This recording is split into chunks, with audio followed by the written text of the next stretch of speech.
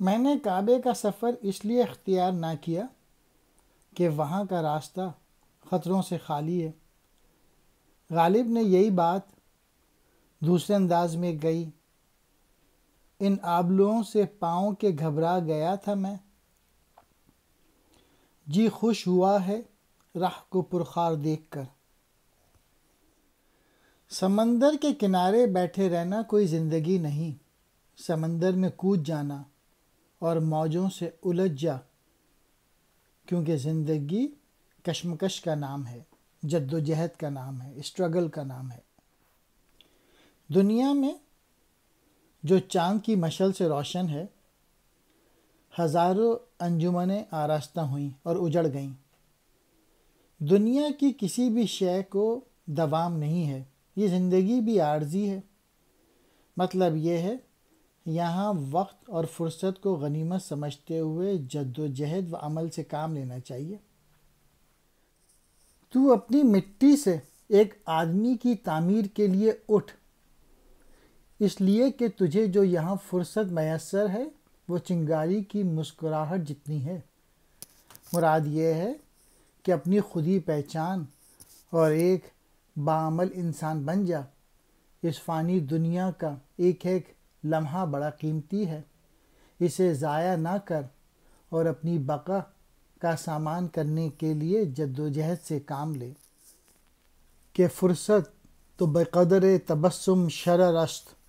اقبال اپنے متعلق شعر میں کہتے ہیں: میری شاعری نے عجم میں یعنی غیر عرب مسلم ممالک میں تو پرانی آگ بھڑکا دی، لیکن اہل عرب میرے نغمہ عشق سے بے خبر ہیں۔ یعنی عجم والوں میں میری شاعری نے اسلام اور اسلاف کا پرانا جذبہ پیدا کر دیا۔ اس کی وجہ یہ ہے کہ علامہ اقبال کا زیادہ تر کلام فارسی میں ہے اور اردو میں ہے، جسے عجم والے تو سمجھ سکتے ہیں لیکن عرب اس وقت کا اثر نہ لے سکا۔ تو یہ مت خیال کر کہ میں اس سمندر میں ساحل کی تلاش میں ہوں، گویا میں مشکلات اور دکھوں سے نہیں گھبراتا، میں دنیا میں عیش و آرام یا سکون کی زندگی سے بے نیاز ہوں۔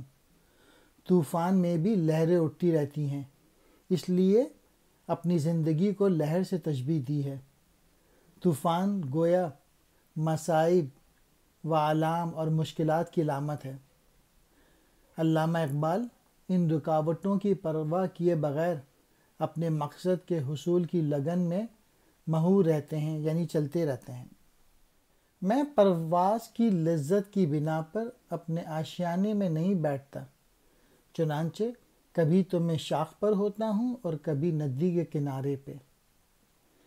علامہ اقبال کو جمود پسند نہیں ہے، انہیں سراپا حرکت و جستجو میں لگے رہنا، ہر لمحے حرکت اور جد و جہد و عمل میں لگے رہنا پسند ہے۔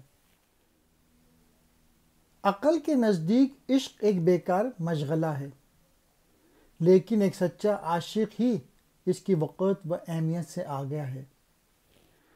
تو میرے مقام و مرتبہ کے بارے میں کیا پوچھتا ہے؟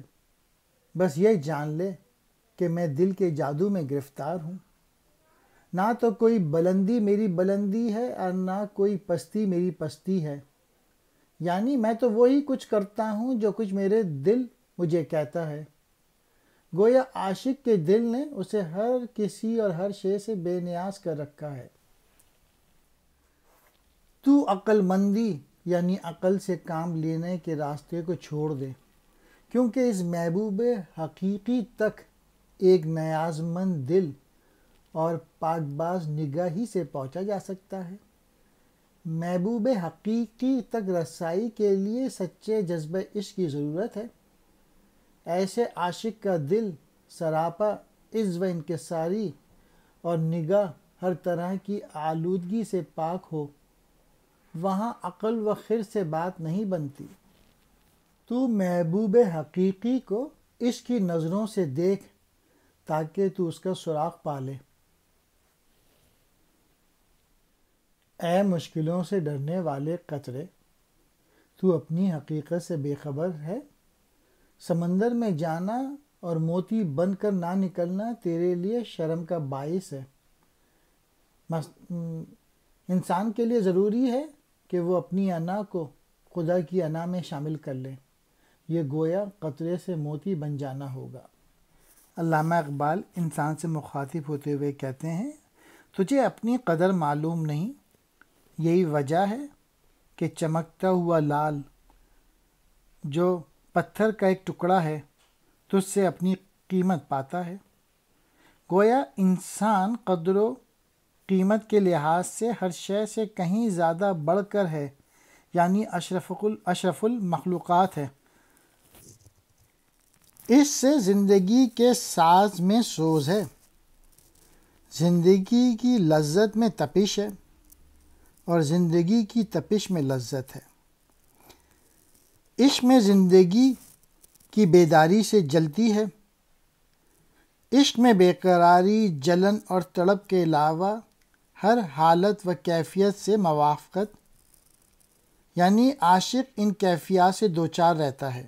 بہادری اور بزدلی کے موضوع پہ اقبال نے ایک شعر کہا ہے جس کی تشریح کچھ ایسی ہے، جب کوئی شاہین کا بچہ یا شاہین کی نسل کا پرندہ شکاری کے پنجرے میں دانے سے موافقت کر لیتا ہے تو اس کی یہ حالت ہو جاتی ہے کہ کسی چکور کے پر کے سائے سے بھی اس کا جسم کانپنے لگتا ہے۔ غلامی کی ذلت آمیز زندگی کو اس استعارے میں بیان کیا گیا ہے۔ گویا غلامی کے باعث ایک دلیر سے دلیر انسان بھی گیدڑ کی طرح بزدل ہو جاتا ہے، یا یوں کہیے کہ شاہین چکور اور شیر گیدڑ بن جاتا ہے۔ بہادری سے رہنا چاہیے۔